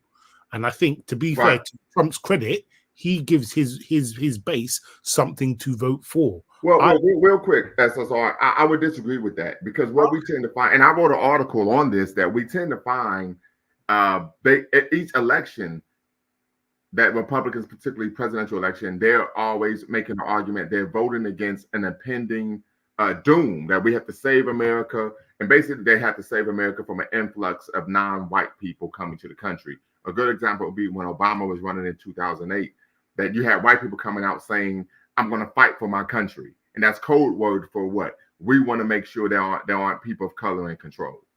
So we do find that this type of playbook, particularly with the Trump administration, where they're arguing that they're fighting to save America. Trump has argued that America is a failed nation, is a dying nation, and that only I can save it and bring it back. So he's made the same type of call as well. Right. Now, fundamentally, that I agree with that. Like, they are still in some way fighting against something, but the messaging is that they take on board psychologically wise is I'm fighting for something. And you're always going to motivate. I think you're going to motivate people more when they feel like they're stepping up for something rather than I'm just in this mindset of I'm against this or I'm voting against. You know, like how every time she has an interview, it's always contrasting. Oh, Donald Trump's going to do this and Donald Trump's going to do that, instead of saying these are the policies that I'm going to bring forward, and here's how I think I can make America better and work for everyone, which is why I need you to vote for this. Do you see what I'm trying to say? Well, but they both do Yeah. that, just to be fair. So very quick, let me read an excerpt from this article. That hopefully I might, matter of fact, put the link to my Medium page. Hopefully you all can follow me on Medium for free, right? But this is an article I wrote back in September. Dolls, Cats, Trump, Springfield, Ohio, anti-Haitian prejudice. Now, I argue that Donald J. Trump, the 45th president of the United States, is seeking to accomplish what only one previous president, Grover Cleveland, has in American history: regain the White House after losing a presidential election as the incumbent. To do so, Trump has resorted to campaign tactics of old, relying on a politics of racial anxiety and resentment via antiquated yet efficient white nationalist tropes of a dystopian American future to elicit white Americans to vote for him. The Trump campaign's latest prescient iteration of impending American doom manifested via white nostalgia for an idyllic white oasis America, in which white Americans were the overwhelmingly dominant demographic group while holding near absolute hegemonic political, social, and economic power. So going to talk about that. Moreover, there must be a villain in Trump's Disneyfication of white America. This villain changes ideology, race, and religion based on the needs of the purported hero, the ultra-brave, genoistic white American. For example, post 9/11, America villainized Islamic extremists, Islam, Muslim sympathizers, and anyone who phenotypically appeared to be of Middle Eastern parentage. The subsequent Obama campaign and administration ushered in the era of birtherism, right? The fear of a black planet and questions about what and who was authentically American, leading to the rise of white nationalist hate groups, white vigilantism, blackness as nuisance, also known as hashtag living while black, due to black people legally occupying public space while engaging in legal behavior. This phenomenon was historically rooted in the othering of black people's non-citizens, yada, yada, yada, right? So we see this on both sides, just being completely honest. So I want to just respond to his comments. You know, why Kamala has to always say Trump this, Trump that, because she can't really say much, because if she says what she's going to do, then the responder is going to be, well, why aren't you doing it now? Because if you're the vice president now, why are you telling me about what you're going to do when you're when you're in power now? You can just do these things right now. And so, you know, but here's the thing, though, LMA. The reality is that's not the case. When you're the vice president, your job is to support what the president says, and your job is simply to be what the president of the Senate. You don't really have any power to make policy as the vice president. Right, but here's the problem with that. I agree. But when she says that, and when Biden says that she was right there with us, and she was, you know, this, that, and the third, like, okay, put it this way. If she's running for president and she's the vice president, okay, push the president to do what these policies that you want done now. You know what I'm saying? Say, you know, because I would, you know, I'm not a political analyst or nothing like that, but I would think to myself, if I'm the incumbent, I would like just create some, you know, executive orders that will most likely, that can be undone if I'm not in office. Basically, you know, what's the word for, almost like a dead man switch or something like that. You know, kind of like I'll create some policy that my constituency love, the enemy or the opponents don't like, and then I can just say, hey, if you don't vote for me, you know, the Republicans are going to come in and undo what I just did. You know, Yeah, so right. I mean, I feel like, you know, that's my kind of Machiavellian thought process. I think that's a good idea, because she has to, because she's in such a unique position. She technically has to fight the battle on two fronts. Everyone knows she's got a distinction between her and Trump because they're two completely different political parties. But she has to draw a distinction between her and Biden, because there are. She's not willing to do that. And she's not. Yeah, I haven't seen her do that. I haven't seen her draw a distinction between. And that's her and what Biden. I think she should have. That's what I think she should have applied in her strategy. But well, it's too late now. Right, because if like I said, she's in a tough spot, because if she says that, you know, if she differentiates herself, then it's going to be like, okay, well, you were up there, and if you're differentiating yourself, then you're saying that these policies don't work, which you were in the room for. But if you if you don't differentiate yourself, then it's like, okay, you're going to stand by all of the high prices. So she's really in a real tough spot. And, for that, I kind of, I'm not saying I feel for her because she's a politician. So I don't feel sympathy for politicians, but Right. I can see that she's in a tough spot. Yeah. Right. Brother Maximus, what say you? Oh, hey, welcome. Peace, guys. I would just wanted to clear up my, earlier statement that I was saying about the power dynamics in America. And like Snapshot was saying, there's a lot of people that do fund these, political candidates. Mm-hmm. And that's mainly the main problem we have here is because the local people like you and me, we don't have that much power, so we can't really dictate the consequences they face and repercussions. That's more on their donors and fellow politicians to hold them accountable, which they don't. So we end up getting the backlash, a lot of that. So it's like we really don't have a lot of power. And even when like we get us a collective group of think tankers and put them in places to become politicians or elected officials. Unfortunately, they get in there and they realize they don't have a lot of power, even as a small, minority inside this giant, group. They really don't have a lot of power or say so because the people in power, they dictate the law, they write them in place. And if you're a minority, you really don't hold that much voting power to overthrow or outvote anybody. So it kind of really cuts you back down again, let's say, in layman's term, it cuts you right back down to where you was on the outside before you got those guys elected and stuff. And then eventually over the years, it just wear on them, the wear and tear of fighting for what's right. And eventually they get sucked in too, into that that political world and affected. And just like the Supreme Court Justice, what's his name, Clarence Thomas, I think,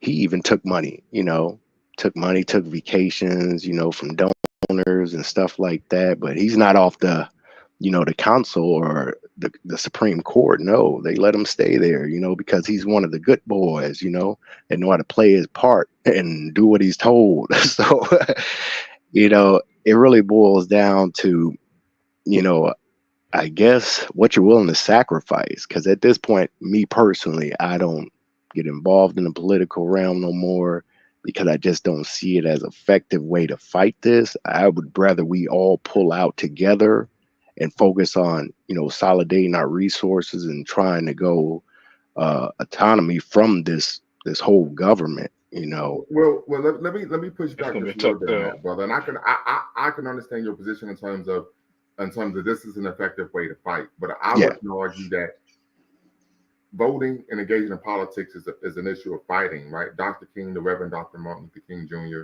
you can't mention Dr. King without Coretta Scott King, stated that politics is the business of who gets what, when, where, and how. So politics is the business of particular communities and peoples or persons being able to have access to resources. Yes.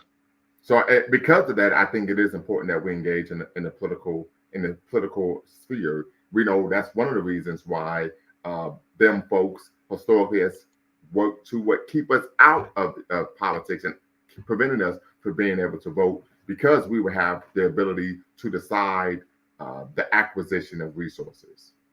Yes. And I would add to that, even to the Sister Mary, even if you don't care for the particular people on the ballot, just vote and just leave it blank, or write in your mama's name or your daddy's name. Just put something in there, because like I said, it's those numbers is that we need. The numbers of who votes and how they vote, that's what we Right. need. Because like I said, if you have enough people, even if you just protest vote and you vote third party, Mhm. because I want to say, like, if the third parties can get 5% of the public of the what's it called, national popular vote, they can apply for funding so they can have a more presence in future Absolutely. elections. And So I here's- would say, even if just vote, even if it's down ballot, but even if you don't like them, just leave it blank, or just throw your dog's name in there. Just right. put something And in there. here's the other issue, Brother Maximus. Just simply registering the vote is important, because when we talk about the criminal justice system, right, serving on juries. The jury pool is based on registered voters. So if you're not registered to vote, you can't even get called for jury duty. And then more than likely, someone that looks like you is going to end up in a courtroom with an all-white jury. Yeah, that's true. Right. So it's very important that we are engaged. Yeah. Simply registering to vote. Hey, every time I get called for jury duty, I show up. I'm here. Yeah. Yes, right here. Absolutely. I'm willing to serve on the jury. Like, you're a little too excited, aren't you? And I bet the biggest voting block is the people that don't vote. Say that again. I bet the biggest voting block are people that don't vote. Yeah, and many people have made an argument. Yeah. So let me get to D. Brown's comment. D. Brown says, unless poor white and blacks are ready to pick fruits and veggies in the fields, then we need these poor immigrants. Are you going to pick grapes or lettuce? So hopefully, D, you can be part of the conversation. I want to share an article that I wrote back in March that really touches on this issue. And this is on Medium once again, examining America and Donald Trump's history of using immigrant labor. One of the enduring positions of Republicans and conservatives each election cycle is addressing the influx of immigrants coming to America, both legally and illegally. Black conservatives have adopted this position. Think Candace Owens, Larry Elders, etc. Scapegoating immigrants as to blame for the high rates of unemployment in the Black community and other social ills in American society. Donald Trump, of course, we know, ran a campaign rooted in bigotry and xenophobia, was called for a crackdown on illegal border crossings while whipping his base into a frenzy over so-called migrant invasion. Nevertheless, conservatives may be shocked to learn that America has a long history of courting immigrants to engage in low-wage, unskilled labor.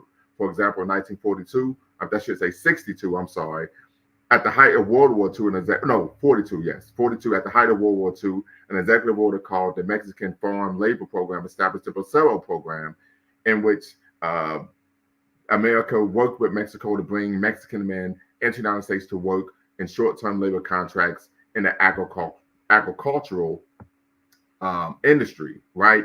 And that program didn't end until December 31st, 1964.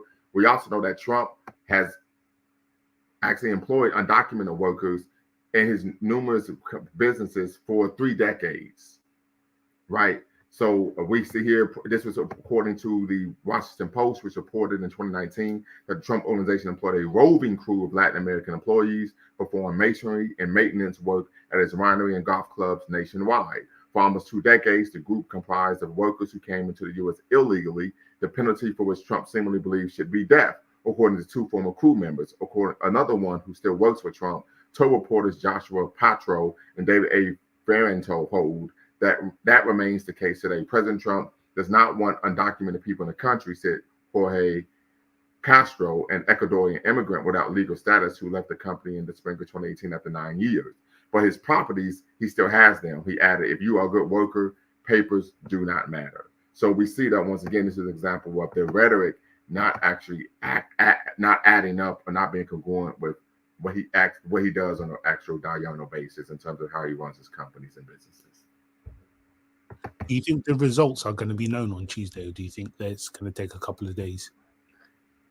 Woo! What do you all think? Anything's possible. Because they already had that one instance where someone threw a incendiary device inside of one of the battle boxes. Boxes. Yeah. So I don't know how that's going to turn out. One of my concerns was that earlier this year we had a couple of weeks ago we had those 2 hurricanes in North Carolina. So I was like, okay, well, what is the election process going to look for them? Your house just got blown away. Right. What type? Will there be infrastructure for you to go vote? You know what I'm saying? Will that will that cause any issues? So I don't know. Go ahead. Yeah, so sorry. I've heard a lot of people have cast their votes by post already. So somewhere, I mean, I don't know if they've started counting, but they must have an idea of at least a rough number of how. Yeah. For the mail-in ballots, they count those. Some place it just depends because we got 50 states, so each state may do it a little different. Some may do it the day of. Some may go ahead and count them now and then. So it's always it's always up for grabs because, like I said, some states do it differently. So yeah, I don't think I've ever seen the USA as divided as it seems to be right now in terms of this political faction, because it just seems that if someone's voting one color and someone's voting another, you can't even have a sensible conversation with them and stuff. And it's almost like whoever wins needs to really overwin for it to be accepted, because I think if it's just really, really close as they're making it out, people are always going to be arguing, was it rigged, whichever side loses. It's going to be interesting on Tuesday. Yeah, it's going to be a wild show. Tune in. You know, like if this was America was a sitcom, it would be the greatest sitcom on earth. But unfortunately, we got to live this out. So yeah, and we're going to be doing a live stream starting at 8 p.m. on Tuesday, in which we will watch the election results. So just want to make you all aware of that. Also, family, if you're paying attention in the chat, I've put the link to my Medium account in the chat, so you can click on that and simply follow me on Medium. You do not have to pay a fee to follow me on Medium, so please support me on Medium. And I did want to make a point, especially when it came to the what's the word I'm looking for? Employment. I am of the belief, and I've seen reports and I've seen statistics. I had not, done a lot of in-depth investigation, but I do believe that immigration, especially like the low-skilled immigration, will compete with a lot of Black folks, especially at those lower rung. I don't think that it's like, a lot of people say that, immigrants, all they do is pick strawberries. And I would say that no, they don't. There's a lot of undocumented work, and they're high up on, not high up, but like they how can I put it? Occupy different rungs on the lower skill that I feel that Black men would be able to take up. There was one story a couple of months back. I guess there was like this raid of I think it was like a canning company. It was like some type of food processing company. And they raided the company, and it's did the perp walk with all of the undocumented workers. And it was it was bad because like they're just getting caught up in the middle of it. But then like the very next day, you see a lot of brothers, Black men, going in, putting in applications to work at this company. You know what I'm saying? So the way I would see it is that, those guys, were, I don't want to use the word displaced, and I'm trying my hardest not to cast aspersions on people who cross the border, Southern people cross the border. 'Cause I understand, the American empire, what's wrong with that? Destabilized your country, and now you're just trying to find a better life. And I get that. But at the same time, it's just like, this system is going to put them at us at odds. And unfortunately, if I had to make a choice, I'm going to pick brothers. It's just the way it is, So I was wondering if you had any thoughts on that. You're asking me? Yes. So yeah, I think you make a good point, right? I think because you're intelligent, and you're incisive, and you always show that when you tap into the conversation, that you are someone who is willing to understand the origin of the problem, right? But at the same time, once again, we're going to always bet on Black. We're ethnocentric, and we look out for the best interests of our own people. I think that you can do that without foolishly and blindly engaging in the rhetoric and vitriol, and oftentimes xenophobic anathema for people who are immigrants of Latino descent. Yeah, but so, I would also say that if people truly want to address this issue of illegal immigrants coming to America and working under the table, right? Then they need to arrest these rich people, them folks who are hiring them. I was getting ready to say that, yeah. Because you always see, like I said, even when they did the perp walk of all those, undocumented folks, like they never ever go after. Because, like I said, you see all the time. There'll be, a bunch of, Hispanics, working on the fields, but then they all report to some white dude, and like no one ever questions them. And so, like I said, I'm for my people. I'm not going to, but I don't, like I said, I'm not trying to.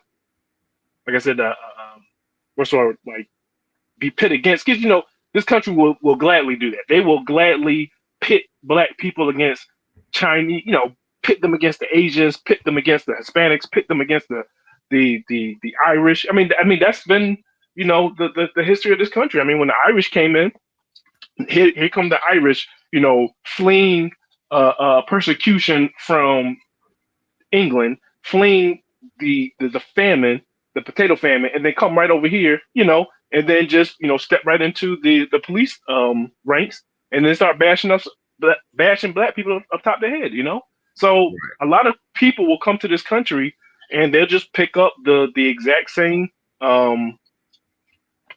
mentality of the white supremacist living, and even to that point, like when it comes to like the people south of the border, you got to realize that the same white supremacist forces that colonized North America colonized South America. So so they can come over here and bring their same attitudes that they picked up. You know what I'm saying? So it's a rough situation all around. I'm not necessarily for open borders, not necessarily for just shut them off. It's a little tough for me because, like I said, I don't want to just shut them off and just relegate them to gang warfare and stuff like that in their in their own country. But at the same time, it's kind of like and I don't want to say that I feel responsible because this country, any country, the government will always in a manner that is at odds with its population, right? Because like most of the people were against the Iraq and Afghanistan war, but the government did it anyway. You know what I'm saying? Most of the people were against giving all this money to Ukraine and Israel, but they did it anyway. You know what I'm saying? So I don't want to hold the people crossing the borders for the actions of their government, actions of the government. But at the same time, like you said, I'm ethnocentric, so I'm not trying to put us at a bad, trying to help them out, put us at a disadvantage. So if the government are going to do it anyway, regardless of what the people say, then it seems that the best move for black people to make is to have these infrastructures in place so that when these people come from abroad, you can start taking money from them. Like, you know what I mean? These people still need services. They still need people to look after their kids while they go to work. They still need... that's not going to happen. Yeah, you know they're the ones watching the kids. They're the ones watching the kids. They're not going to... Yeah, I mean, I'm just using an example of something that they're going to need that they could come to you for, that you could provide and get that money, because you might as well just try and make money off of them like everyone else is. Yeah, it's a tough one. When these guys come over, and people talk about like what's the one I'm looking for? Talk about the work ethic of immigrants and stuff like that. And I'm not going to take away their work ethic, but the thing of it is you're also desperate, right? Like you just know that if you get caught, you're going to get sent back to whatever situation you're coming from. So that's a great motivator for you to work your butt off. You know what I'm saying? As an American, for us, we have, certain rights. Like I can't even work for less than the minimum wage. You know what I'm saying? Like I'm not allowed to, as an American citizen, work for something less than the minimum wage. You know what I'm saying? But if you're undocumented, you know what I'm saying? You can easily slide in, do the work, and then go home. You know what I'm saying? And as a native, like I just got a certain, a standard of living that I'm just not going to work for.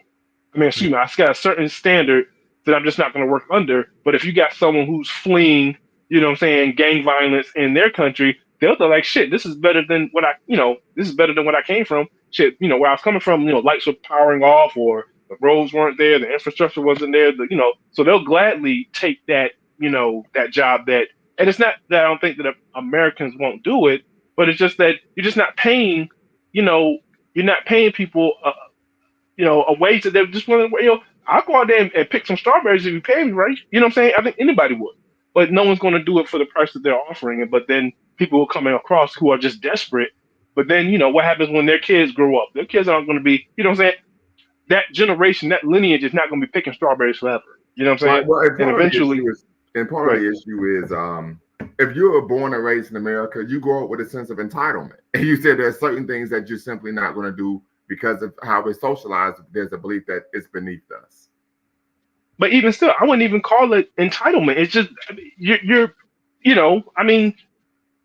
I wouldn't even call it entitlement. It's just the way that it is. Like it's a standard of living. And like there's entitlement, and then it's just your standard of living. Like I can't see. I mean, that's even in England. Like if I were to go to any country where any first world country, and ask them to do the job that we would consider, that immigrants, there's certain jobs that people just not going to do. I wouldn't call it or just a certain life that unless I'm forced to do it, I'm not going to willingly take that position. And I think that you just have certain people who come across the country, come across the border. They're just it's just their position that they're in. You know what I'm saying? Like, I mean, America, like I said, goes over, destabilizes their country. Then you come over desperate, and then they're going to offer you, they're going to lowball you. It's just the way it is. You know? I'm not, I feel for them, but like I said, I can't feel for them at the expense of my people. No, I understand completely. But like I say, here in America, like the construction industry has been completely taken over by Hispanics. You know what I'm saying? And that used to be, some good work. Like my father, he did construction for a bit before he switched over and started doing, trucking. Like that was like the thing. Like if you were, high school graduate or did have a high school degree, you can become do construction work, and that was good enough to get you on your feet. But now that's, I mean, black people have been completely boxed out of that. I mean, not completely boxed out of, but it is definitely more difficult to get into that field. And I don't think it's because we're entitled or we just don't want to do that type of work. It's just we've been, like I said, these guys come in organized. Like they're not like coming off of a plantation, like where like our forefathers, our humanity was stripped from us and then just kind of thrown out there to the wolves. You know what I'm saying? And then having to go through Jim Crow and all this other stuff.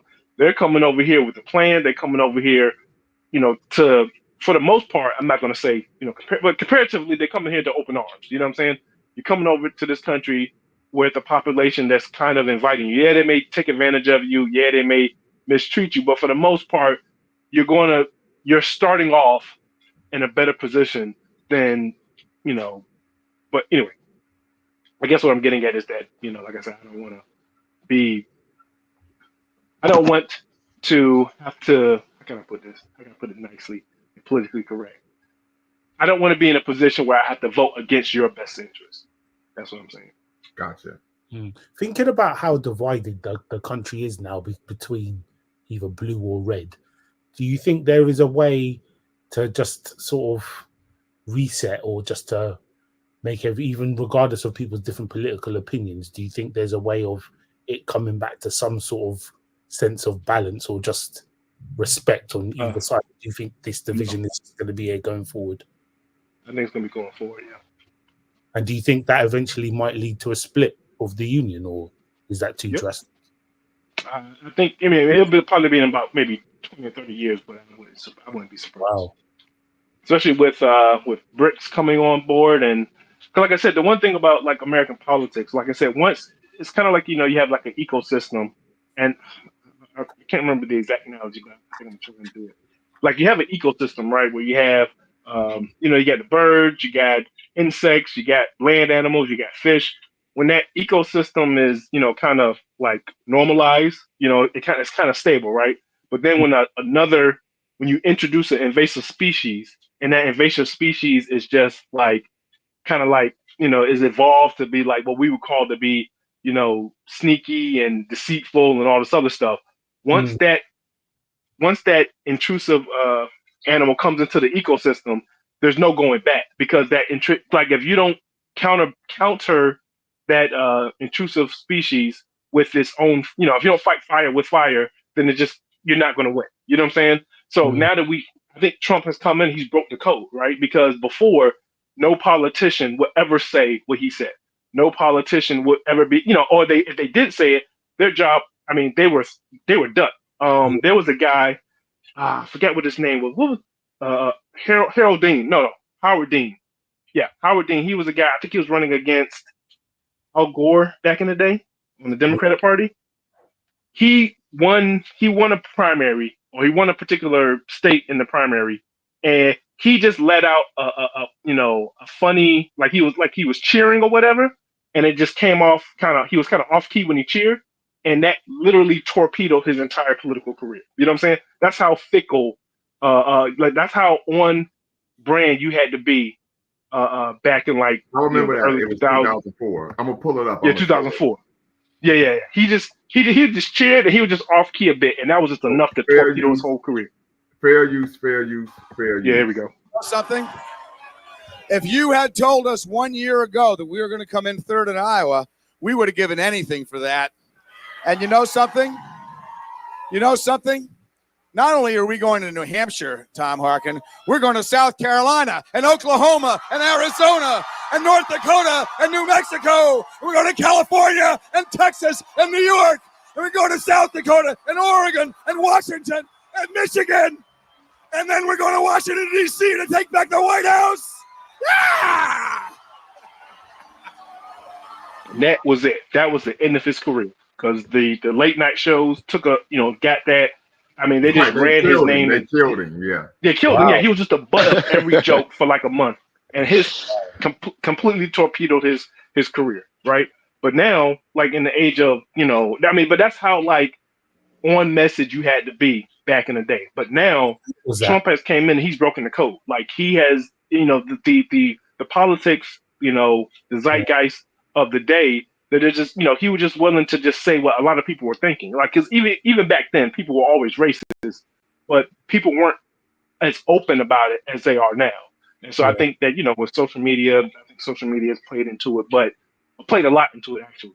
But yeah, we're not going back. Like, I think Trump has broken the code, and they're gonna, like I said, even when they, Trump was having problems, legal problems, like, what's the guy's name in Florida?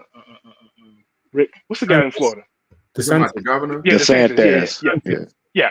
He basically tried to be Trump light. You know what I'm saying? No, him and Vivek.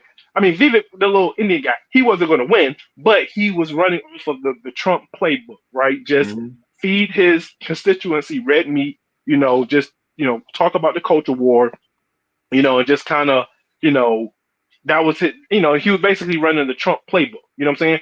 I think Trump does it best, but, I think that, going forward, like post-Trump, there's still going to be some little Trump-like trying to do it. I mean, I think that and like I said, heaven forbid you have a Trump that's like an establishment, excuse me, Republican establishment pulling the Trump card. Like, it's going to be, like I said, I think Trump broke the code, and that's just what he's going to do. And I don't know if the Democrats are willing to go, take it there with him. I don't think the Democrats are willing to jump into the mud pit with. So after Trump, then the Republicans are they pretty much done then? Because there is very much a difference between a Trump Republican and say a George Bush Republican. I think. They may just do a party swap. I mean, because I want to say that like I said, when everyone wants to talk about, you probably heard it before, like today's Republican was yesterday's Democrat. So I mean, it probably won't be too much, like I said, I mean, with the exception of a few things here and there, the Republican and the Democrat Party are, for the most part, the same. Like they answer to the same banks, they answer to the same defense contractors, they answer to is it real? So they have like the same core money and imperial beliefs. So it won't take much for them to kind of switch, So that's probably what's going to happen. But yeah, I think it's going to be, cause like I said, if Trump gets in, I think this might be the torpedo. Cause I don't think, to me personally, I think that today's politics is like a hot potato, right? I don't know if you play that game in the UK or whatever. I don't know if you get a game Hot Potato, where basically, do you have the game? I mean, it's an old game or whatever, Hot Potato. No, we don't have that. It basically is a game where it's just like, you got like a proverbial hot potato. You kind of, you're giving a countdown, and like you have your players are in a circle, and you're just passing the potato to each person, and whoever, it's like almost like musical chairs. Musical chairs in a sense, but you lose if you're the last person holding it. And what I'm getting at is that with BRICS coming online, these two wars coming online, the inflation, all of this stuff, whoever is going to be in president is going to get blamed for whatever's coming down the pipe. You know what I'm saying? So if Trump gets in there, I mean, I think that Democrats have a good chance of winning the next election. Because I think that Trump is not, he's not a smart guy. Like people forget, like Bakari mentioned, Bakari mentioned, like his first run was a shit show. Like like I said, he just, but even like his policy, like people forget, like when he with his tax thing, he raised the taxes on like a lot of truckers. So you literally had like newscasts of like truckers complaining because like basically they were just losing money because they were able to take certain tax deductions that made it so that they can keep their head above water. When he took those deductions away, it was just like, they're pretty much paying to go to work. Like they're not making any money because he took those deductions away. So people forget about like some of his stuff that he did, like the trade wars that he got in with China. People forget about that. And if he gets up in here and does it again with, what I'm saying? Because like I said before, BRICS was something small when he was there the first time. So now BRICS is starting to get some steam. So if he gets up in there and then starts doing some stupid shit, and now you just push, there's a lot of countries that were on the fence about joining BRICS or aligning themselves with BRICS. Like he can get up there, do something real stupid, and now push more countries into that, into that camp, and then he's going to be just looking stupid because, like I said, Americans' empire, we're on some shaky ground, and we can literally lose our spot as the global leader, and now, what I'm saying, we're going to be, and I'm not gonna say it's not well deserved. It just sucks because I'm here. What I'm saying, I'm have to deal with it. But yeah, yeah. So I mean, whoever gets in there next, I think this thing is gonna come. The bottom is gonna fall out on whoever gets in there next. I don't think anyone can save it with the inflation, with the geopolitics, the immigration. I think this thing's the bottom's gonna fall out. Whoever gets, it's gonna fall out, and whoever is gonna be the president is gonna catch all of the blame. So, like I said, this genie is not going back in the bottle. It's just no way. He has broken the code. Like no president with two. What is it? He cheated on one. He cheated on one wife with another, and then had nah. There's no way. I think that. I don't know. I don't think we go back because, like I said, if he can do that, they're going to try to get the next guy in there. Maybe that. Hopefully, the next guy won't be as what's one I'm looking for, charismatic, and won't be to pull it off. But we'll see. So let me ask you this question before we wrap things up, and I definitely appreciate the conversation. And I hope that you all will make sure that you tap in on Tuesday at 8 p.m. Eastern time, where we will actually do a election party here live at Lumumba Speaks and Bequan Network. Who are you picking to win on Tuesday?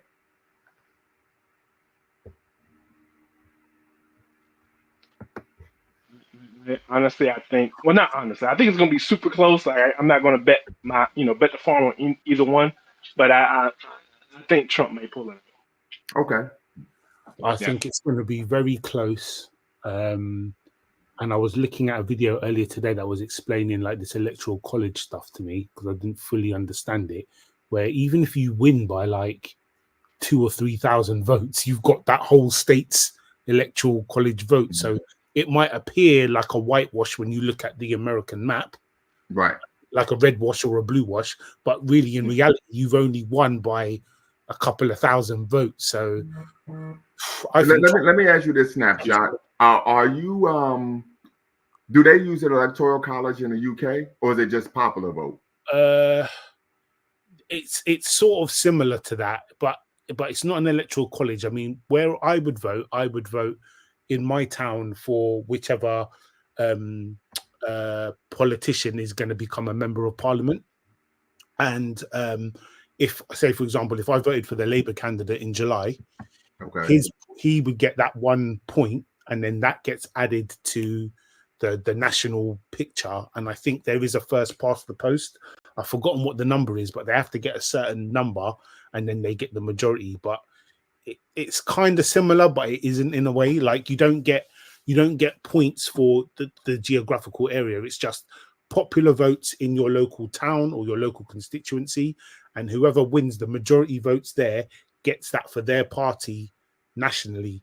So an independent could win and go to parliament, but if they're the only one, say I set up. Well, I'm talking about in terms of vote for prime minister. Yes. No, so then the prime minister, you don't vote for the prime minister. You vote for your party's representative, and whoever the leader of that political party is automatically promoted to the prime minister. Okay, that's how it starts. So who are you picking, Trump or Harris on Tuesday? And I guess this kind of just depends on where my algorithm's shown me, but I think Trump's going to win it. I don't think she. Not say that I want him to, but I don't think she's going to win. And the reason I say that is I remember the last time she ran in the primaries for 2020, she couldn't even win her home state. She didn't even win California. When she was competing against the other Democrats. And I'm thinking, if you can't lock down your own home turf, how are you gonna that doesn't make sense. For my football team to be the best in London, no, the best in the country, I have to first be the best in my town, the best in my district, the best in my county. If you can't lock down your home turf, I don't see how she wins. And I don't know too much about her running mate. I'd never heard of him before. So I don't know. I think Trump do it. And I see your comment saying, man, we'll get to you in a second. Brother Maximus, what's the word? Who do you believe is going to take it home tomorrow? Who do you believe is going to emerge like Ohio State? Shot to Sanders on Tuesday evening. I agree with Snapshot, man. I'm not voting for either one politically, but I would definitely say it's most likely going to be Trump. Just based on the fear mongering. Okay. And like I learned a long time ago, a lot of these people in America, they're fearful people. So whatever you can do to get them fearful, they're most likely going to vote in favor of their survival and safety. And we know how the political realm and, the societal realm is here, and who, what most of the people are voting for, and how. But, it's going to be a toss-up, but I think he's going to pull through just for that fact. Like Snapshot says, she couldn't win certain areas back then. A lot of people's not convinced now, even with, having majority of the black women votes and not so much of ours. I still don't think it's going to put her up there, and a lot of people ain't convinced. So I think Trump's going to pull through again, and it's just going to be another, rough show for us until... till we figure out, like you said, maybe we have to get our own part. We might have to rethink that and try that next time around, see how that worked for us. Absolutely. At the very least, run all candidates. And Sandman says he has Kamala winning. So now I'll answer my own question. And I will provide this with a caveat. My prediction is if the polls are accurate as to what's been, of course, disseminated via New York Times, I think that she will actually win. I think if the polls are accurate, I think she will win. And I think that once again, Trump is going to argue that there have been fraud, widespread fraud. And as a result, they would then try to contest the election, and they may even be violent, unfortunately, once again. Yeah, it's going to, like I said, I can see it going either way. I can literally see it going either way, and I would be surprised if it's a landslide. That's the only thing I'm surprised of. Gotcha. It's going to be down to the wire. Okay. And is it true that they're letting some of the illegal immigrants vote, or is that a lie? No, that's completely false. Okay.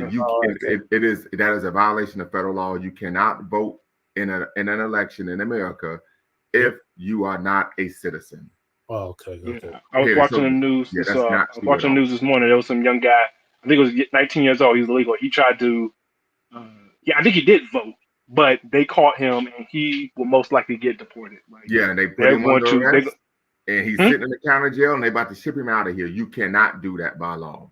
Yeah. Well, okay, that's now there have been some ballot measures about allowing illegal citizens to vote in like local and city and local county and state elections, right? Yeah. No, I don't think as of yet. Yeah, they haven't passed, but the fact that they're on the ballot is concerning for me. Well, and so I think the issue that people are arguing is if they're working, they're paying taxes, and if they're paying taxes, they should be able to be part of the political process. I Right, think but that's the then the argument problem, that's being made. yeah, that's the Doc, argument that's being made. But on the flip side, it's just like, okay, like I said, the situation that happened in New York and Chicago over the last year, where you just had the governor of Texas just busting them. So, like I said, you just get this influx Mhm. of migrants that are coming here, and the next thing you know, in 30 days, now they're allowed to sway an election. And I think that that's just you're just Right. asking for trouble. Because, like And I said, if anyone can, oftentimes when people go through the naturalization process, they actually take like a history of the United States course. They have to actually take civics courses and pass a test. They typically are more informed of the American political system than most American-born individuals. yeah. that's true. And like I said, and if you can just come in and then 30 days later, I mean, because now you're just going to have, like I said, open the floodgates and just come in, make it to a sanctuary city and then vote, 30 days later. And now, there's no telling what type of measure they're going to put on the ballot just because they know that they can get an influx of people and then, they can vote. And so Well, I'm totally against that. So, yeah, I mean, I LMA, get it. Yeah, yes, sir. yeah, I was thinking about that as well when you mentioned that, not, harping on anybody coming here, but I remember the migrants from Ukraine that came here. And prior to that, the ones from the Middle East that they brought in, that worked with them over there, contractors or whatnot. And it's like you think about all that stuff playing a factor of who they bringing in to vote that might, subside our votes and, other votes. So it's like you got to Yeah. think I about all mean, that collective. yeah, I think that black people, we really need to be careful about, for, like I said, for us, like I said, I understand that, you came from so many people came from really messed up situations that were the fault of the American empire. But at the same time, I can't, just really, without any type of critical thought, allow you into this country and then have you competing with, you know, competing with us over, like I said, now, that's just politics. Like this is Machiavellian in me. Like if you're gonna come in here and you're gonna fight the power with us, then yeah, sure, let them in. But if you're gonna come in and just you're gonna bring because like I said, anti-blackness is global. You know what I'm Yes, saying? it is. You go to North Africa. I mean, hell, even in Africa, black people don't like black people. You know what I'm saying? That's So true. you'll have one group of Africans, coming in from America, and I've heard the stories of when they come in through the immigration process, people will tell them like, hey, don't hang out with those African Americans over there. They're lazy and all this other stuff. Yeah, I heard So they showing you'll have videos also. yeah, Well, yeah, I and mean, so let me speak to that, right? As the resident Pan-African is here. So I think there's a lot we have to unpack there because that really is a divide and conquer strategy, right? So I was just in Ghana in July. So I'm there. I'm chopping up with brothers and sisters because there was a lobby in the Airbnb high-rise apartment building I was staying in, and I said, well, what are your views of black people in the West in the diaspora? I said, do you all view Jamaicans and the people from Bahama and black people from Cuba and Brazil and Haiti as African? They said, absolutely. I said, well, what about African Americans? They said, well, that depends. I said, on what? She says, how they act. She said, if they act like Africans, absolutely. If they act like what we see on television, then no. And I said, that makes sense. I can understand that. And so part of we have to be honest is based on some of the behavior that we find in our community, no one in their right mind would want to associate with those individuals that are comporting themselves in that manner. I'd like to chime in on that. Yeah, let me just get one thing. And I definitely agree with that. But like I said, and this is all people are subject to this, and they can make this mistake. Are they painting all of Black Americans with this brush of what they see like Ratchet's doing? I had a conversation with them. Right, so but actually, the whole time I was there, I was having this conversation. I was going to vlog, but then I was like, no, because I had to keep going around asking people, do you want to be on video? But I had several conversations, and that conversation was nuanced. They did not paint all African Americans. They said if someone behaves in a way that we see on television, right, then that is someone that we wouldn't want to associate with. Right. And I said, and that's fair because I wouldn't want to associate with the person. And that's fair. But like I said, there was a time where, because I always raised my children, socialize them to see themselves as African people living in America. So there was a time my son and I and my daughter, we went somewhere. My son probably was like 9 years old, and he was like, hey. There was an African American sister, and she was like, wow, like wilding out. we're talking about straight ratchet, cantankerous, the whole nine. My son said, well, she ain't African. He said that, like, I don't know what she is, but she ain't one of us. Yeah, but like I said, and that can, like I said, that's a divide and conquer when you're saying like you're acting like them and I don't want them to be, you know what I'm saying? Because like I said, it can easily, like, even when we have people that, like I said, that are acting that in that behavior that we don't care for ourselves, like I said, that can still be a vector for divide and conquer. But anyway, it could be, but I would say historically, part of our culture personality was to excommunicate and ostracize people who behaved in a manner that was unbecoming. That's just part of our culture as African people, going back to even traditional African societies. If you behaved in a manner that was a contravention of what were the values of a particular society, you were excommunicated. Dr. I just like to. So sorry, just very quickly, from an international perspective, I've never heard anyone say, "Don't talk to those black people from America because they're black." I've never heard. Unfortunately, I've heard that before, and it's not super common, but there is a, like I said, there can't be an anti-black American, because like I said, when they're overseas and they see American television, all they see is the sexy reds. They see, a Young Thug. They see all of this stuff. That's what's being promoted. So, of course, when they come over here and they see, like I said, black people are I want to say, like, we're overrepresented in the homeless community, black men. You know what I'm saying? So unfortunately, that's our image across the world. So when someone who is, like I said, a lot of immigrants, I'm not trying to like generalize, well, I kind of am, but like when immigrants in general come over, they don't care about the struggles and the politics of the land. They're just trying to come in and get their money, make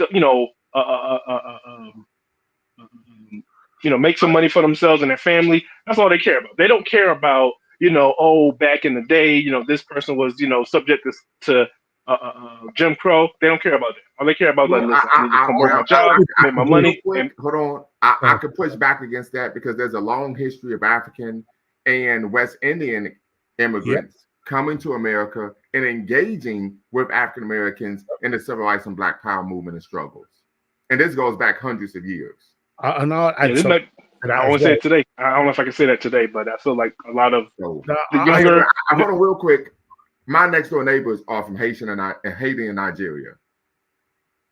And so I could say and maybe it's because I'm a Pan-Africanist, but in my experience, I go to a Pan-African gym. The majority of the people who work out at the gym are not African Americans. They're from the West Indies or the continent. And in my personal experience, that's not something I've come across. But I do understand that there are people who, hey, I'm trying to have a better life for my family. And oftentimes what we do find is many immigrants may not engage in social activism out of fear of being deported. Not that they don't care about the issues that we face, but because there's a fear that they will be deported. Yep. Right. And I've got to say as well, like, to be honest, there are a lot of black people, especially over here, that have got you guys back. Like we might not be over there and stuff, but we understand what you're going through. Absolutely. And whatever we can do, we are down to be able to help in whichever way is possible. I've never seen groups of people or mass say they don't want to associate with Black Americans because they're black. I mean, if there's a particular issue, it's down to an individual. Because I mean, if I was to ask you, LMA, would you want to go and hang out with Sexy Red or Young Thug?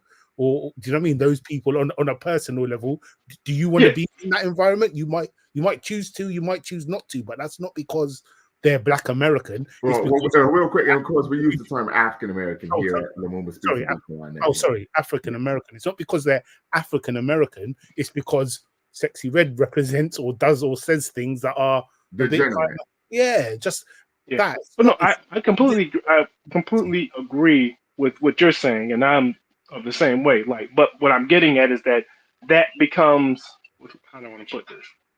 That any group of people can fall into the trap of wiping a group of people with a wide brush just because of the actions of a minority, and anyone can fall for that. And I'm not saying that other people, they're special because they're treat, no, everyone does it. Like when the Ukrainians come over, when the Irish come over, everyone will come to this country, see some ratchet African Americans, and then like just paint, oh, that's how they all are. That's basically what I was getting at. What I was saying, that there's anti-blackness across the world, and including other Black people. They have a poor view of themselves and other Black people. That's what I was right. I mean, we see that on the Then- continent with yeah. tribalism, but I will say, even on the African continent, particularly after the death of George Floyd, or the murder or deletion of Yeah, George Floyd, we saw Black we saw Lives it, Matter yeah. rallies and protests in Africa. Yeah. I will say that. Yeah, that Mhm. definitely, you know, And we seen the UK. going on. and had UK UK too, showed yeah, as up well. big. Yes, I seen that. Yeah. Yeah, literally. And I can recall when I got to the continent, being told by numerous brothers and sisters in Ghana that we're happy that you're here. We're happy that you are embracing your heritage and you've come to your ancestral homeland. And they weren't trying to sell me anything. No, that's what the sister I talked to recently was saying. She said if more of you guys would come home and, you know, even just learn a little bit about self-knowledge about yourself and your history, we wouldn't look at you or say judge certain individuals like that. And I said, I understand that because not everybody is ready to come home yet. Mhm. You know, some people are. And some people come home, they're going to be creating problems. We don't need, Yeah, that's right. people We don't coming need out there that. With We don't need PlayStation that. 4s, basketballs, and blonde wigs. Yeah, we don't need that right now. We're moving in a progressive manner on both sides, even though they're totally different. We're both making progression, but somewhere we will bridge that gap and close Absolutely. it. Yes. Absolutely. And so we're going to wrap things up, family. Just want to make you all aware. Tomorrow, of course, 4 p.m. Eastern time, we will be having part 3 of our Pan-African Leadership Series, where we're going to be interrogating the life, legacy, and work of Deuce Muhammad Ali. If you don't know who Deuce Muhammad Ali is, look forward to the show tomorrow at, of course, 4 p.m. Eastern time. And of course, this is part 3 of a 120-part, keyword family, 120-part Pan-African Leadership Series, where we're going to be looking at the life, legacy, and work of great Pan-Africanists of the past to inform what we do in the future. So once again, this is part 3 of the Pan-African Leadership Series, and there are going to be 120, keyword 120 Pan-Africanists that we review and, of course, interrogate their life, legacy, and work to inform what we do in the future. Until next time, family, y'all know what to do. Always, always bet on Black. Peace.